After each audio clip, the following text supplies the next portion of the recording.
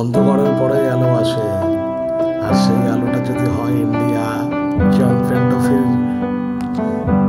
Trophy জিতে, তো finally তো আমি দেখো ইন্ডিয়ার জার্সি পরে সেলিব্রেশন করছি। আর আমি খুবই খুশি, খুবই আনন্দিত, এক্সাইটেড। ইন্ডিয়া জিতেছে। দেখো আমি একদম, এটাই আমাদের রোহিত শর্মার দল। তো দেখো ইন্ডিয়ান লোগোটা দেখো, এখন খালি প্রত্যেক জার্সিতে স্টার হবে।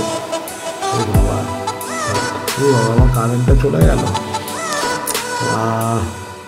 1 মিনিট আবার অন্ধকারের পরে আলো। দেখো ইন্ডিয়া জিতে গেছে। তো আমার তো মাথা করছে।